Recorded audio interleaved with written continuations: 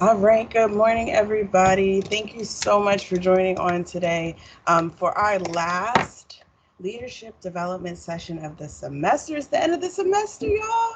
Um, super excited about that. But again, we have an amazing group of panelists on this session today, and we are talking about leading with your strengths. So I'm super excited to hear what they have to say and to take that on, as I hope that you are as well. First things first, again, this is the Office of URELAH, Miss Danielle Craig, Associate Director of the office, and we have Miss Shonda Poe on the line, our Executive Director, and Miss Terry Paul Smith on the line, who is our Program Assistant. So stay on. If you guys know anything, you know me by now. We definitely have your raffle coming at the end of the session for your, and you can't see it because it's blocked out, but it does say DoorDash. Your DoorDash gift cards at the end of the session, but you have to be signed on, and you have to put your name in the chat for us to record your attendance. Okay. So I am going to pass this on to our moderator for today, who is Miss Asia Jones, a senior here at Delaware State University, and she also is Miss Women's Senate for a couple more days, right? I don't know if it's today or a couple more days, whatever that looks like. I think, Asia, you might be frozen, or maybe it's just me. But we're going to have Asia take us on. And again, make sure you stay on through the session.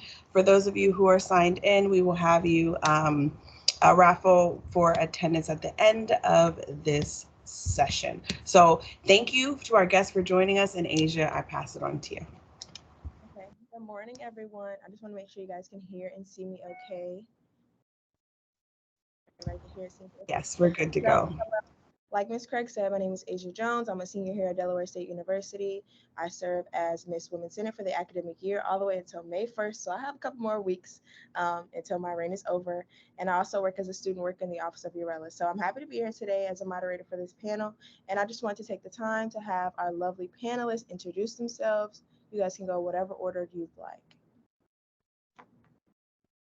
I'll go. Hi, everyone. Good morning. My name is Sharnell Delmohammed. I sit on the Advancing Black Pathways team at JPMorgan Chase & Co. And for those who may be unfamiliar, Advancing Black Pathways, or AKA ABP, is our initiative where we're focused on creating more economic opportunities for the Black community. My role in particular, I co-lead our HBCU student development strategy. Essentially, what that entails is supporting early professionals or young professionals in terms of their career journey, helping them get exposed to the various career pathways at the firm, in the industry, and helping them get prepared for these various roles and opportunities. So happy to be here. I live in West Orange, New Jersey, and I also work from the Jersey City office. So that's where I'm based. Thanks. Hello, good morning. I'm Jackie Mulrooney. I own JP Systems, and our focus for our company is clinical data.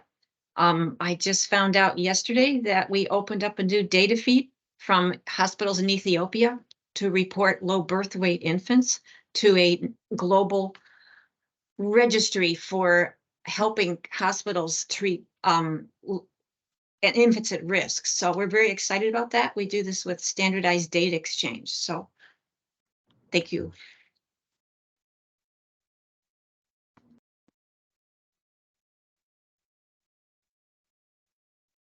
Okay. And then Shederick Mathews, I work here at Vanguard. Current role is as a chief of staff. So I support one of our principals in providing, getting our team set up for success there. I also serve as a member of our employee research group. We call it BOLD, which is Black Organization for Leadership and Dialogue.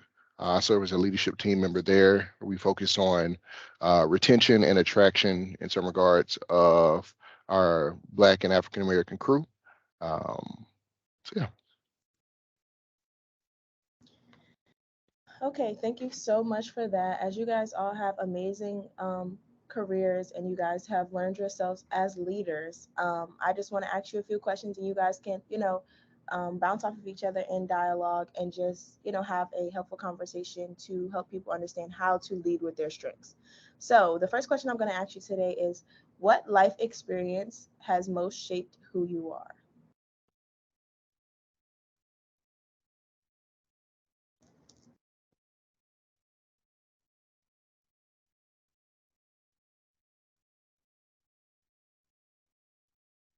Okay, I'll take that one. So for me, and I think back, it's really coming from a single parent matriarchal household. I want to say I've experienced that growing up for 2 generations. I've watched my grandma raise her like 6 kids on her own. My mom, same thing. And so that was my first experience really learning about what it means to work hard, be committed, make sacrifices, being always on the go, being unstoppable. And so it's always been, I think that experience, right, just being brought up in that environment has really shaped me, because that's kind of who I am in terms of my work ethic, like always on the go, getting things done, operating with excellence. And there's pros and cons to it. I think in my later years, I've realized it's not just about working hard, it's about working smart. But growing up, that's all my mom was always on the go, my grandma was always on the go, getting things done, working hard, going above and beyond, being committed and staying committed to something. And so I think that upbringing has shaped who I am for good reasons. But I've had to learn, though, that again, it's not just about working so hard and being burned out. It's also making sure I'm working smart and taking time for myself as well. So that has shaped me.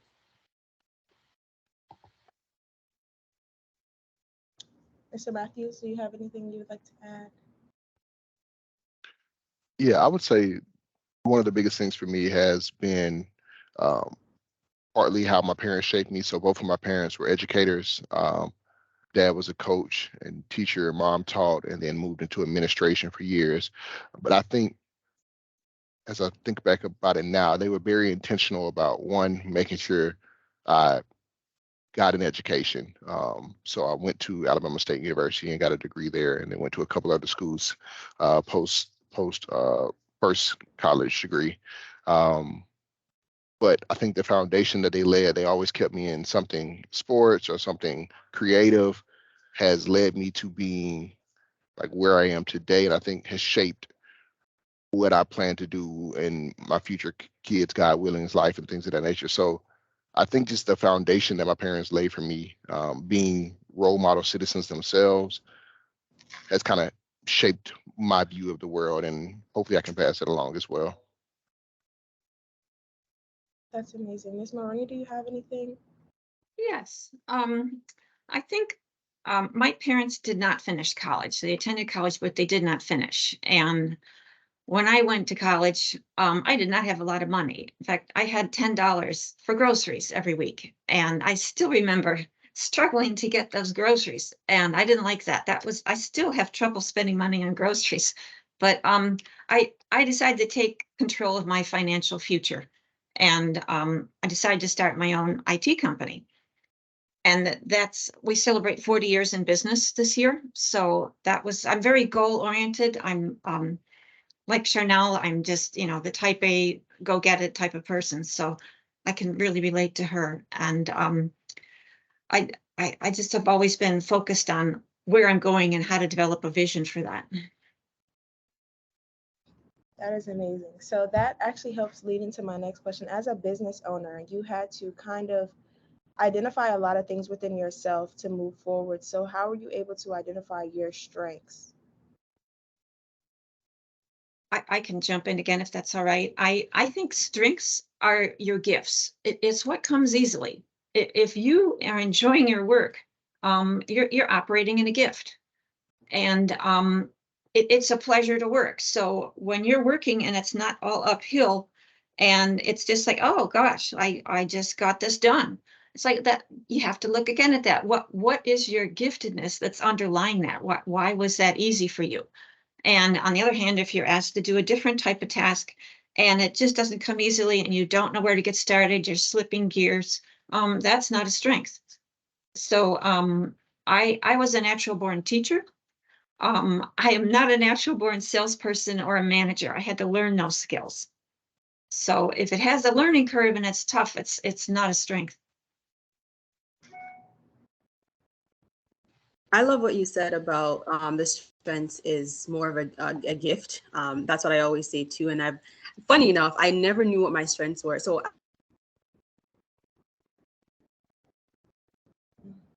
really started to understand, okay, what my strengths are. I always question myself, what value do you bring?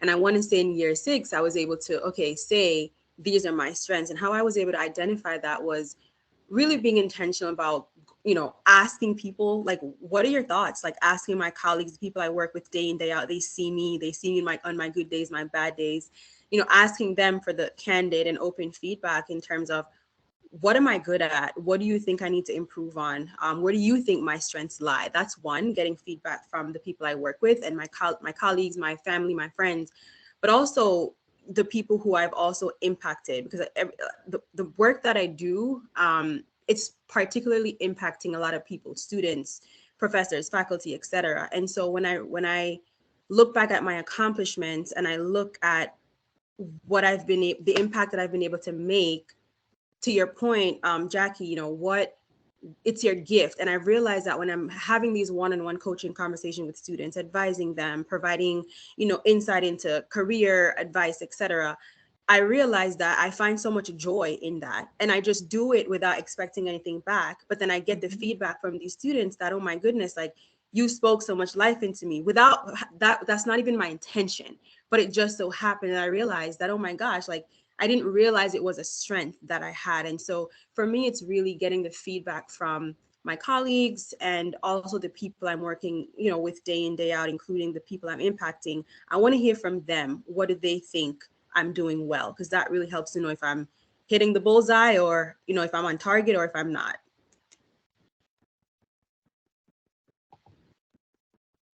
Mr. Mathews, do you have anything to add to that question? Yeah, I think they covered it pretty well. I don't want to repeat. Okay. So now we're going to introduce our 4th panelist. Mr. Nathan, are you in ready?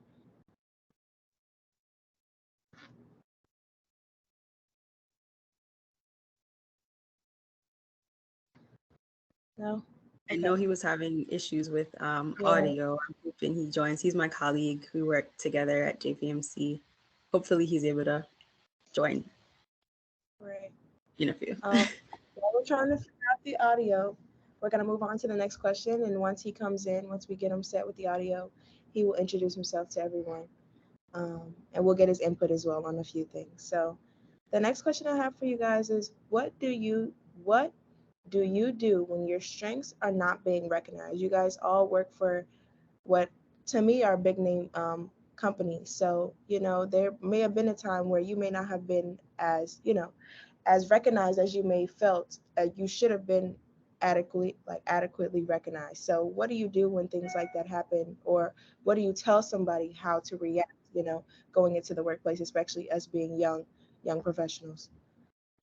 I can kick us off there. So I think the biggest thing is, for me, when you think about like working in corporate or starting your own business, the role that you start in may not always be the role that you want, or it may not be ideally suited for you. It may just be an entry level role or a role to get you started at a company. So I think you have to supplement the work that you do with the work that you want to do.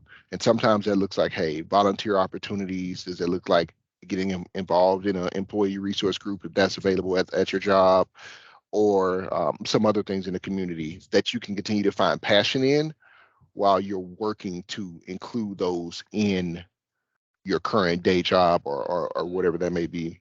So I also think you got to be very intentional about opportunities that may come across that align with.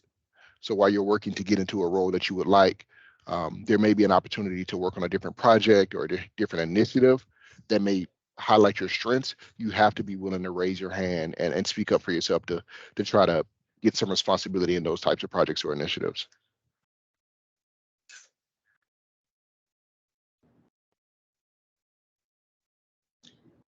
Well said, Nancy. I would like to say off of your answer, thank you so much. That was very needed for me. I'm a senior going into the workplace, so it's a lot of times where I'm looking and I'm like, I don't think this is the job for me, or I don't know if this is going to be it. But, just taking that step and finding ways, like you said, to incorporate things that I'm passionate about. I know for a fact I would never have an issue doing that once I find a job that I love. Would anybody else like to add to that? Matthew did a great job, but I'll just add a couple things. It says, what do you do when your strengths aren't being recognized? Well, nothing immediately. If you're doing your job, don't expect special pats on the back because you've been brought in because they need help. So they're busy. So they might not be focused on praising you. That a good company would, but don't feel sorry for yourself. That's the number one thing. It's, oh, they don't appreciate me around here. That's not a good attitude. That'll breed negative emotions. So we don't want that happening. But yeah, just like Matthew said, volunteer to do something. If your normal job is not using your gifts, volunteer to do something and do it with excellence. Do everything with excellence. And if they still don't get you that you're doing a wonderful job, it doesn't hurt to have someone else sing your praises. Don't sing your own praises, have someone else do it. It's a recommendation from someone else that's going to carry more weight. Yeah, I love that. And I'll just chime in briefly. Similarly, when you're doing something you love, to what Jackie mentioned earlier, it's a gift, right? So you find joy in it. So you're not looking for the pat on the back. You're not looking for the praise. You're just doing it because you enjoy it. However, for me, it's not about are my strengths being recognized, but for me, I question myself, the things that I'm doing, the projects I'm engaged in, am I able to utilize my strengths? Or is this role allowing me to utilize the strengths that I have? Because sometimes your strengths needs to be refined, or I always say you never know your true potential or strength until it's tested. So am I in a position or a role that's allowing me to build my strength? And if not, what are the projects that I can do to do so? And I'll give a quick example. So my team is going through, refining our goals, looking at our strategy, saying what can we do better?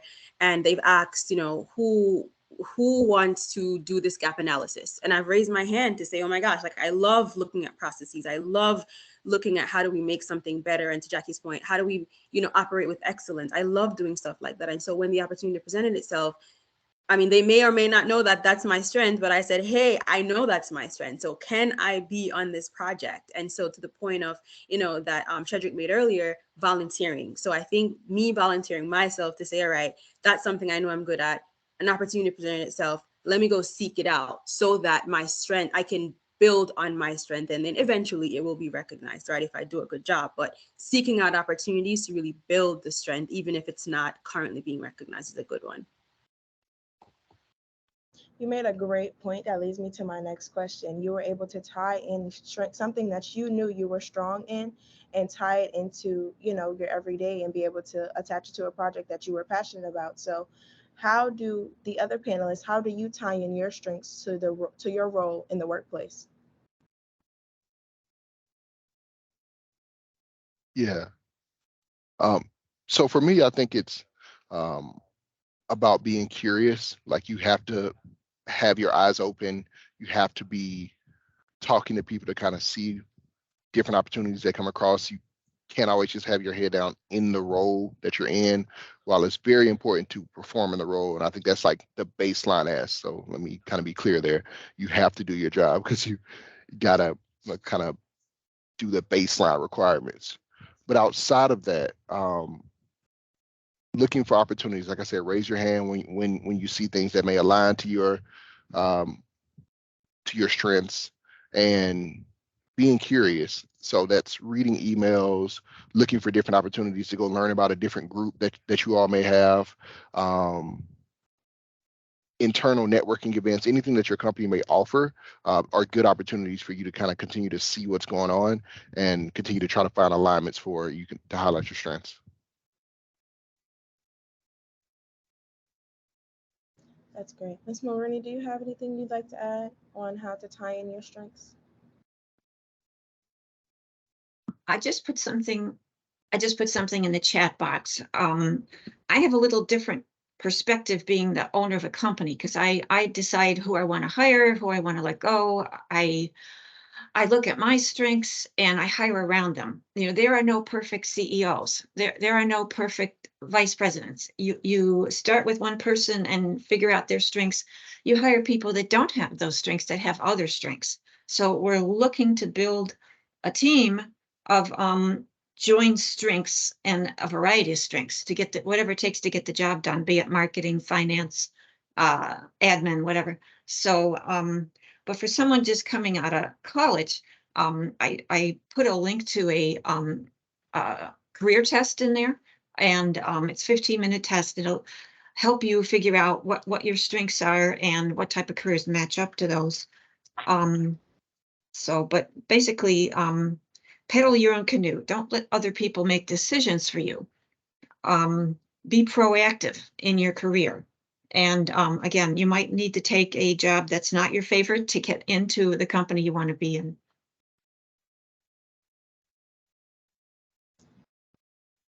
That is great advice. I actually just clicked the link for myself because I definitely need it. So you, as owner of your own company, a question I would ask you, being that you have employees yourself, how do you evaluate maybe your employees' growth, or how do you push for them to evaluate their growth in their strengths? Okay. Growth happens slowly. You don't always see it happening in you or in other people. I liken it to a garden. You don't go out and stare at your tomato plant until it creates a tomato. You feed it. You know, feeding is training. I train people, but I'm not watching that tomato. I watch for that first yellow flower, right? So I'm feeding the people. I'm making sure they get sun. That's praise. You know, I'm growing a garden, and after a year or two, I look back at that garden. And of course, you take a picture of the garden at the beginning. You've got this tiny little tomato. It's this little tiny thing, not very impressive. You take a picture of it 6 months later. Man, that's a fantastic thing. It's got flowers. It's got tomatoes. It's going to feed you. So I don't measure very often how people are growing. But after a time, you can look back. And for myself, I know what used to be hard for me is now easy. So it used to be hard contacting total strangers and pitching my company. I can do that blindfolded, right now in 30 seconds. What used to be hard is now easier. That's how you measure growth. Maybe it was hard picking up the phone and even talking on a job interview. I used to do job interviews just to practice, and I did enough of them so that when I really cared about the job, I was very good at the interview. At least I wasn't scared to death. But the funny thing is, people interview with me and they say, "Oh, and here's the president of the company." Oh, and they get all scared. It's like, I'm nobody special. I just work here. Don't be intimidated by just someone who's an owner of a company. I'm just another person that works here. I've got my stuff to do. We're hiring you because you've got your stuff to do. It's not this big deal of some people are more important than others. No, we're just all doing different things to create a unity of purpose and achieve goals. Your analogies are amazing. I just want to say that, by the way. If I can chime in, I was cracking up because that would be me looking at the tomato and looking to see if it's growing. Okay, like that's how I'm so results oriented that I need to see it now, and I'm learning to just be consistent, and the results will come. Right, I'm thinking about working out. I'm thinking about my skincare routine. I'm looking in the mirror all the time. Okay, do I see a six-pack? No, but if I continue, right, and be consistent, it will come. And so I'm learning how to do that. And so for me, how do I evaluate my growth? I like the point that you made about it becomes easier over time. You're now doing with your eyes closed. Quick story. I remember when I was just starting this role, someone approached me about this role, and my then manager, and I said, "Oh my gosh, I don't know how to relationship manage. Like I don't know how to manage relationships," because I had my head down working while my colleagues around me were the ones engaging with external partners and meeting frequently, talking about ideas, putting things into fruition. Didn't know how to do that, or I thought I didn't. And I told my manager, "Oh my gosh, it's great that you think I'd be great at this, but I'm such a project manager. I don't know how to do that." And she said, "That's something you will learn. Like that will come over time." And now, to Jackie's point, yes, I'm able to just do it with my eyes closed. And so being able to relationship manage, that's actually a skill that I was able to say, okay, I didn't know how to do, or I thought I didn't know how. Now I'm able, and how I measure that, whether I grew or not, is how I make people feel. Going back to the feedback I mentioned, do they want to partner? Do they want to do more? Do they want to constantly communicate and engage, right? And so I think just constantly hearing the feedback and doing it with your eyes closed really helps to say, all right, have I grown or not? And if not, how can I grow in that particular area?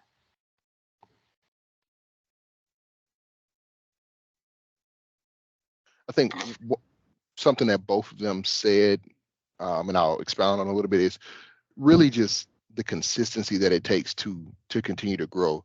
Like, you have to be there on a bad day. You have to be there on a good day. You can't just ride the waves of the motion, especially through what Ms. Jackie went through as far as probably entrepreneurship, because my wife is going through the same thing where there's a lot of ups and downs.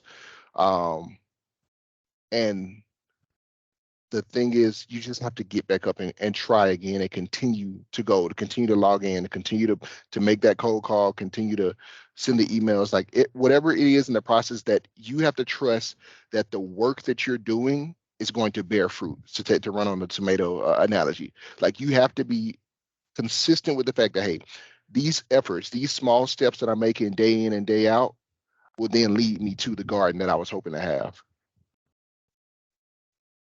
That's it. You have to have faith in yourself and faith in the processes that you're putting into motion. If you've got those two things, you're going to go somewhere. So, and if someone taps you on the back to say, I think you can do this job, don't question yourself, just go for it. Because there's stuff in you don't know about. Okay. We sit around and talk at HR. Wouldn't so-and-so be great at this? Yeah. We all see it. They don't.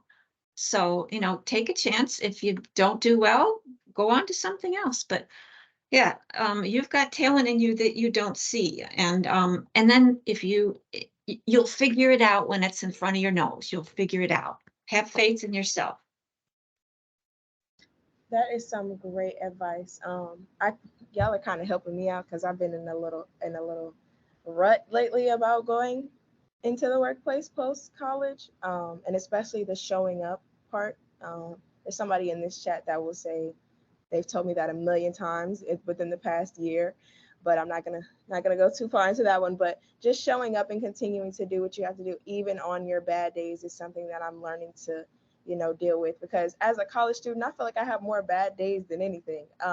So just trying to make sure that I get back up, I try again, even though it may not have started the greatest, but finish as great as possible. So that was very great to hear, and to also hear to have confidence within myself, because I also lack that at times too. I feel like, well, no, I can't do that, and I know I'm not the only student that feels this way. On the day-to-day, it just feels like we are put up against each other at times. So it's like not understanding how to support each other often becomes a problem, because we're all fighting for that spot at the end of the day. So sometimes it gets a little discouraging, and I know there's a few students that will agree. So my next question will be, my light just turned off, I'm so sorry.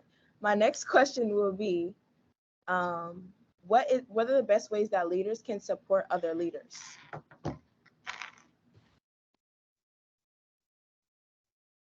And Ms. Delmohammed, if you would like to lead that one, I feel like you would be a great. Yeah, absolutely. What are the ways leaders can support other leaders? I would say, in colloquial terms, put them on. Like, put them on to opportunities. Share their name in a room with other leaders and other influencers.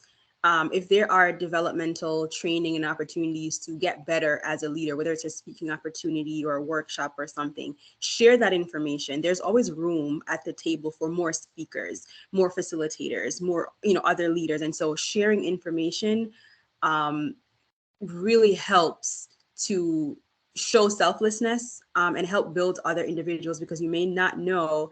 Sometimes you don't know what you don't know. Sometimes you don't know what skills you need. Sometimes you don't know what opportunities exist. And so having other leaders share, hey, I think you'd be great for this opportunity, like what we just talked about. Like, sometimes you and yourself won't realize, but other people may see that skill or gift in you. So, being a leader, being a good leader is also sharing with other people things that can help them develop and grow as leaders as well, and not keeping that to yourself.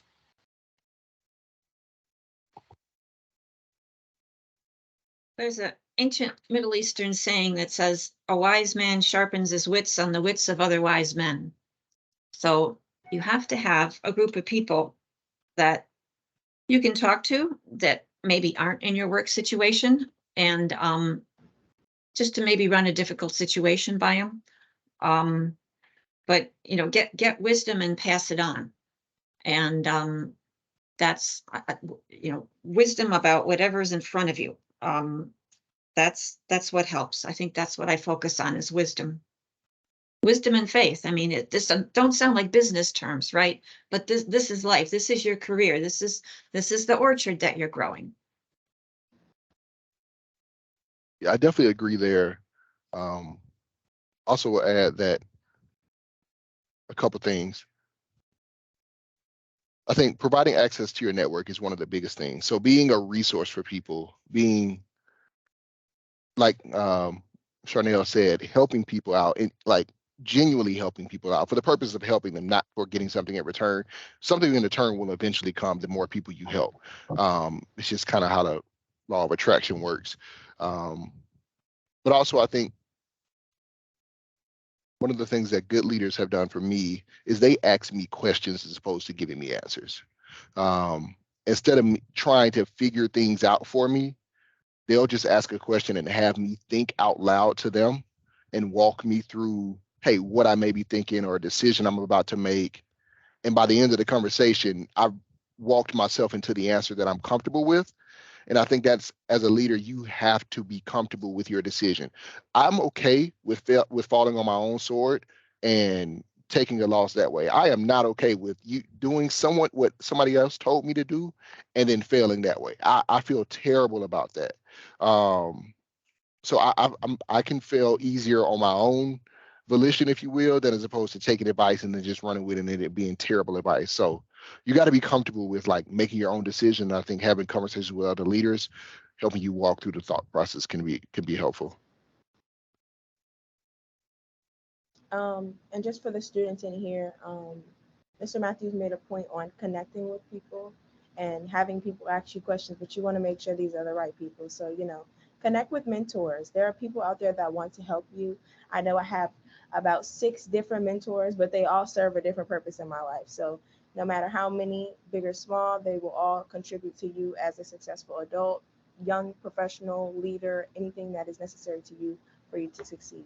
So with that, you made a point on some of the resources that are important for young leaders to have. My next question for you would be, what resources did you all suggest for new leaders? That may be podcasts, books, job sites, anything that you think is important for us to know. I'll provide a book that I read somewhat recently that's pretty impactful. It's presented in a way that's narrative based. So it's walking you through a story while also teaching you some common business skills. So it's a pretty common book that anyway, it's 5 Dysfunctions of a Team. It tells a story of a new CEO, and as she's guiding this company that wasn't doing well, she first had to kind of get into the role, observe the company, and then start making changes.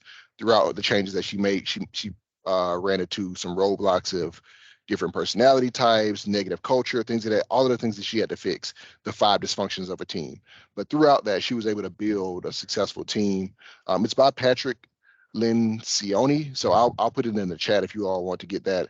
But it's a really good book that kind of helped me to understand how to build a team and then why some things are good in a team environment, such as disagreeing and even arguing to some extent.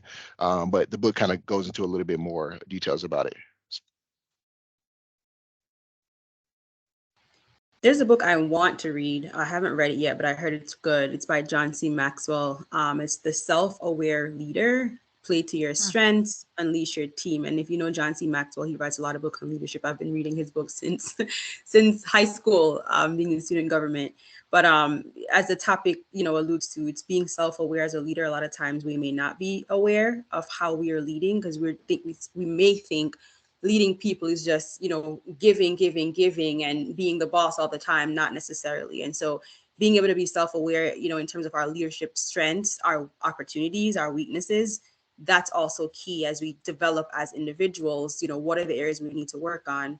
And there's always room for growth as a leader, and you're always growing as well. It's not you become a leader and that's it. There's always opportunity for growth. You grow through different life experiences. And I think this is what this book talks about. I'll put it in the chat as well. And I put our company book list, and we have a we have a book list for the company, and any employee is allowed to get one book per quarter. They just say what they want. We ship it to them for free. So over time, they develop a library of professional resources, and I'm giving you guys our book list.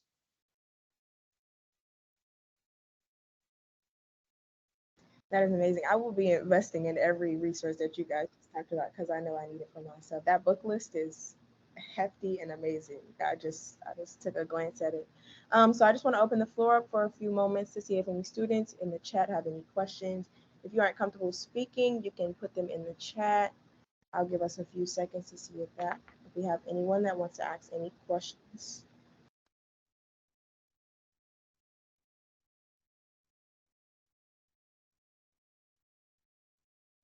Hi, Jackie. I wanted to know, what were some difficulties that you faced in making your company?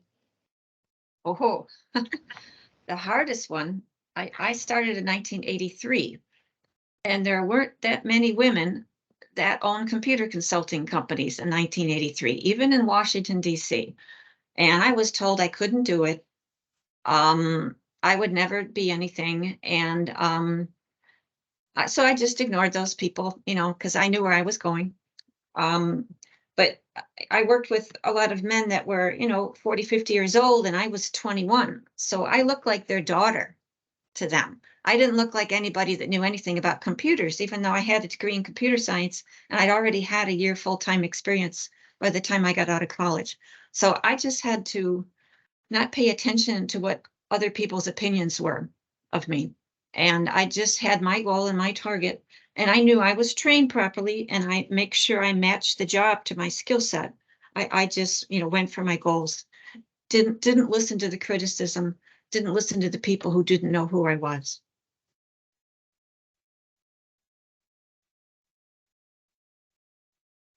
Are there any other questions?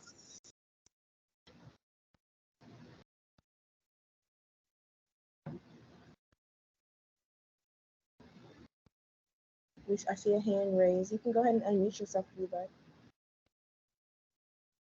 Good morning, everybody. Can you all hear me?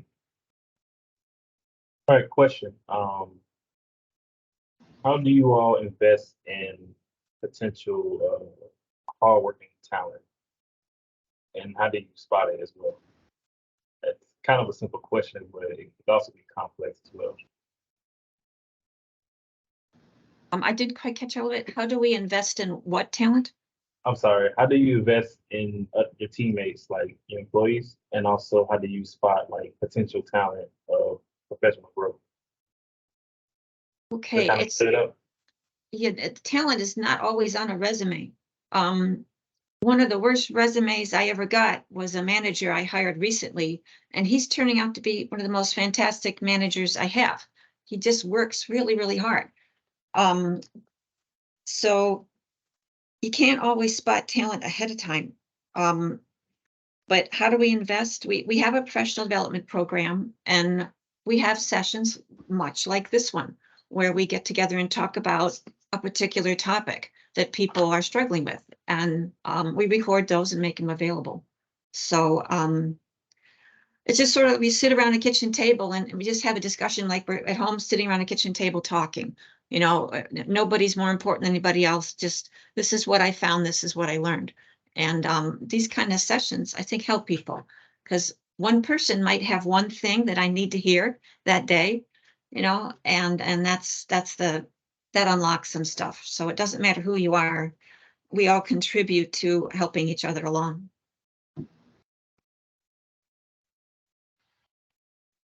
All right, I think high performers are going to, generally speaking, stand out like a sore thumb. Like you can't hide it in some people. So I think those are kind of more the obvious situations.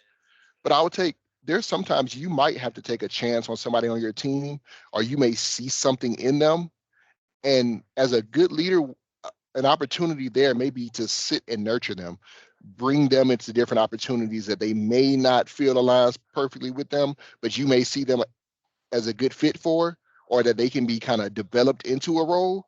I think that is more impactful as a leader when you can take those fringe people, the C student, if you will, that may not be excelling, and find opportunities for them to flourish. So. Yeah, and to add briefly, in terms of how do we invest in our employees, I mean, generally, similar to what Shederick mentioned earlier, we have BOLD as well, and we have different professional organizations tied to different demographic or different diversity networks or groups. And they really provide an experience or opportunities for people to have these different speaker series, get mentorship, all of that stuff in terms of mobility, professional development. So that's continuous. But on a personal level, I share the same sentiment. It's I keep going back, sometimes people may not know what strengths they have. And if you identify that, sometimes it takes you as a person to help bring that out. And so I speak, as an example from my the perspective of having an apprentice, young student, he's in high school. And so for me, it's not just about getting the job done. It's, can we sit down and talk about you? Like, what are you looking to get out of this role? What are you looking to do? What strengths are you looking to build? And making sure that I'm assigning projects or, bringing him into conversation so he can also develop and grow. And so it's really on a broad scale level, the networks are there. And on a personal level, I try to also implement that on my team. It's to Shederick's point, are you listening? Are you asking, as a good leader, you're asking questions. You're not just assuming and prescribing things. You're asking questions to find out, how can I help this particular employee get to wherever they need to get? So that's one way, we invest as well. Sorry to jump back on my statements. Go ahead, Jackie. Go ahead. Oh, I just want to add one little thing. I will pay very careful attention to who gets things done on time, because that's a huge indicator. When we're hiring someone and they turn in their paperwork, we give them just a ton of forms, right? If they filled out all those forms, and they're no fun to fill out, believe me, by the first day that they start, that's somebody special, because they get stuff done on time. So we watch them, and then we say in our meetings, can we just throw them in the deep end? Will they swim?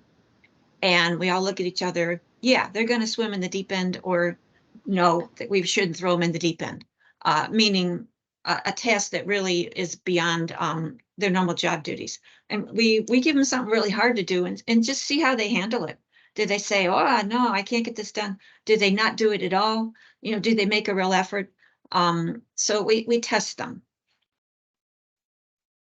Yeah, and I just want to add too, regarding the skill set, how do we identify like top talent, or I think it's, are they asking questions? Are they being inquisitive and taking initiative? Or it's just more so, all right, you told me something to do, I'm going to do it, and that's it. Or they're digging deeper. Are they following up from the meeting? They're like, oh, what about this? Are they providing solutions, thinking outside the box, right? And taking initiative in the sense of, you have two types of people. You can have more, but I'm just going to boil it down to two. Someone who, gets a task and just does it, or someone who is more asking the questions and going above and beyond and taking the initiative to do more than kind of what they're being asked to do. And I will say, in some instances, you have folks who will sort of like, you ask them to do something, or you assign them a task, and then they're asking you, well, how can I find this? Where can I find this? But then the other person, on the other hand, is taking the initiative to go find it on their own, or go find resources to help them. So it's one way to just constantly go back to your manager and say, can you help me with this, versus trying. I like a person who is trying on their own, and they get to a point where they're probably stuck, and that's where I can come in and help, versus me giving you all the answers. And so I like a person who's taking initiative and asking questions and showing the ability to think critically and think outside the box. That's how, those are some of the qualities in terms of what makes a top talent. Right, and those are all critical skills, especially when you're working in a virtual environment. If everybody in my company telecommutes, so you've got to reach out if you need help. That's a very important skill.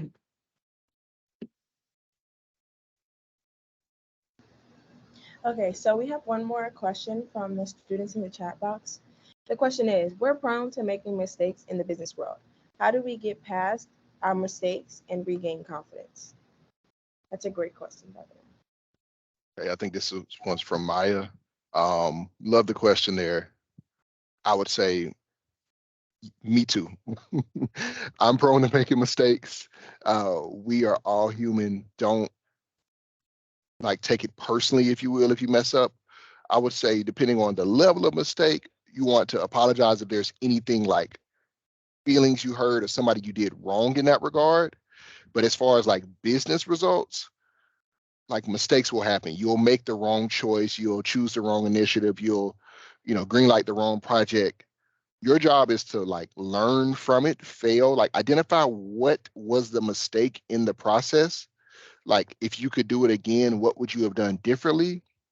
And then move on to the next thing and be productive in that and move forward. So I think don't be scared of the mistakes. I think that's how you develop, how you grow.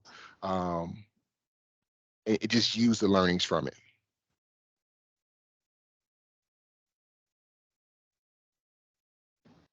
In 45 years of working, I've made a lot of dumb mistakes. So I actually built dumb mistakes into my core values of my company because they're going to happen. So we just plan on them and own it. Oh, goodness, that was a bad decision. Or we should have thought of this. Or next time, let's do that. So the important thing is not that you make a mistake. The important thing is the lessons learned.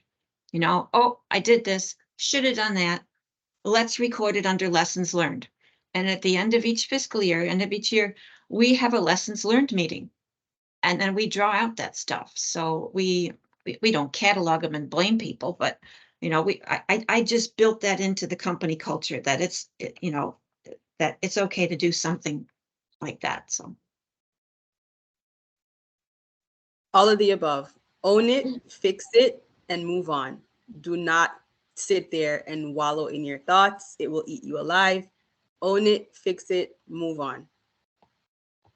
Absolutely. You guys have dropped some amazing resources, knowledge, and just general opinions on things that is very needed as we become young leaders, and we have to know how to lead with the strengths that we are given, that things that come easy to us, like you said, Ms. Jackie. So my last question for you guys is just to give us one last nugget. If you could tell us one thing, what would it be when it comes to leading with our strengths?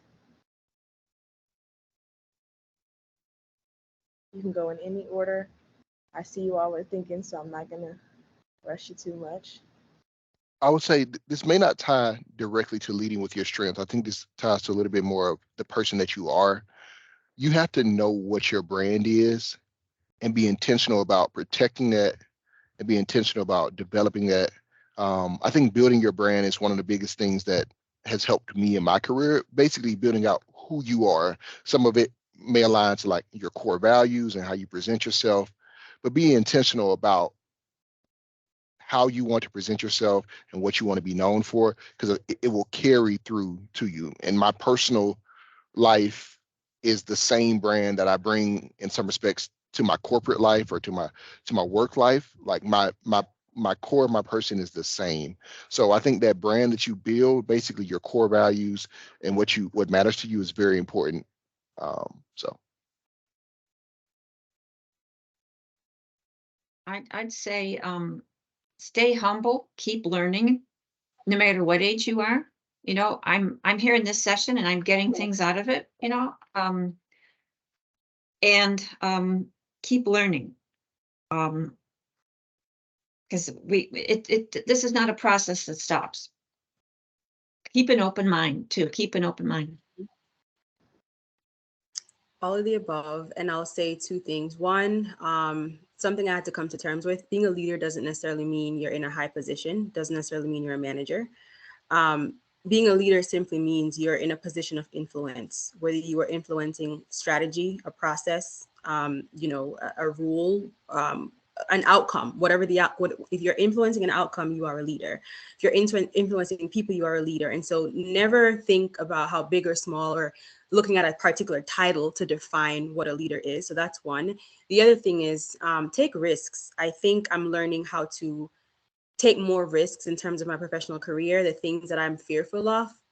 If I want to no longer be fearful, I have to launch into the deep and attack it and do it, right? So whatever that is for you, whether it's public speaking, if you want to, get over the fear of public speaking, for instance, you got to do more of it, because then how do you become better? How do you refine your skills? We talked about how do you grow, or how do you evaluate the growth of your skill? You got to keep doing that thing, and then you become 10 times better at it, right? By being consistent. So whatever that thing is that you're fearful of, do it. Take the risk, and continue to refine and shape your skills, because it's not something where you've achieved it and that's it, and you keep refining, you keep growing, and you keep transforming. That is amazing. I'm going to put those in the chat for anybody that didn't quite catch it. So thank you so much for that today. I'm going to pass it back to Ms. Danielle Craig. Thank you, Asia. You did an amazing job as our moderator. So thank you so much for participating with us today. Panelists, this was the best session of our semester, and I'm so honored that you took the time to join us virtually here at DSU. For those of you who signed on, I am sure you have nuggets to take away from you, because when I clicked on, first of all, I've clicked on all the links, so they're all on my web pages opened. You'll see the tabs when I do the raffle.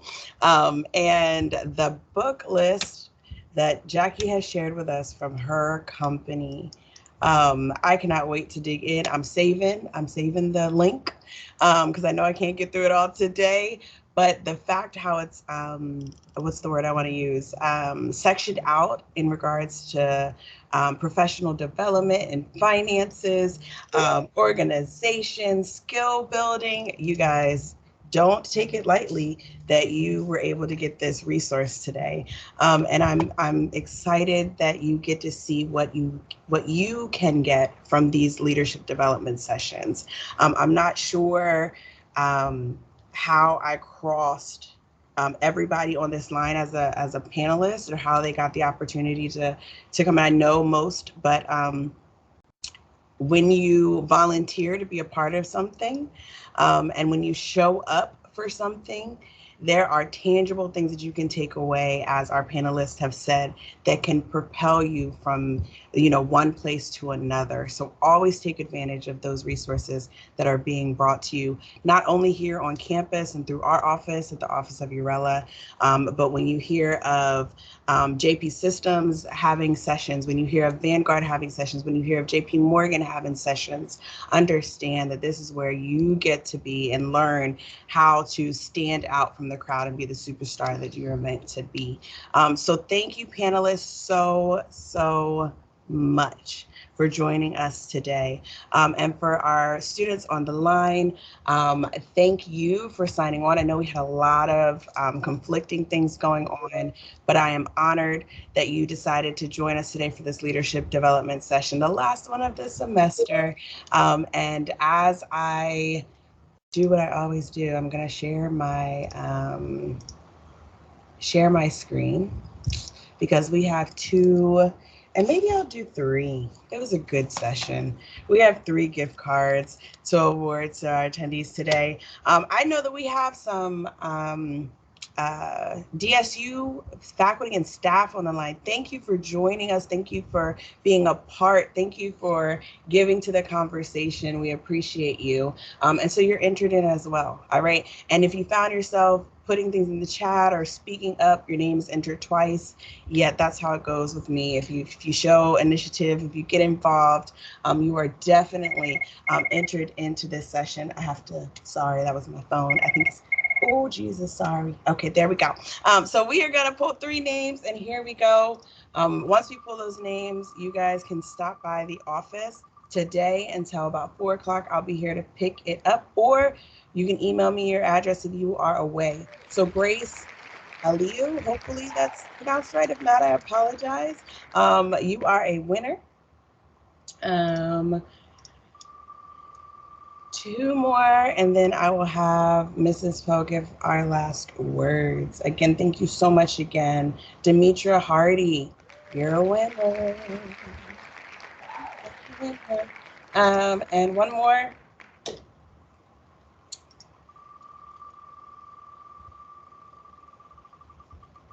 I'll put my email in the chat so you guys can it up with me because I don't have your emails. And Jessica, you're a winner. All right, so it was Grace, Jessica, and Demetra. Please make sure that you email me so that you can pick up or schedule a time to pick up your gift cards. Thank you again. This was an amazing academic year for Hornets Leadership Academy leadership development sessions. We're very, very thankful for all of you guys who have participated. Again, our panelists, our moderator, you were so appreciated, and we thank you so much for an amazing session. Mrs. Poe. Thank you so much, Ms. Craig. Thank you, one and all, especially to Ms. Jones and our panelists. We really appreciate you taking the time out to be able to speak with our students and to provide valuable feedback and information along with your experiences.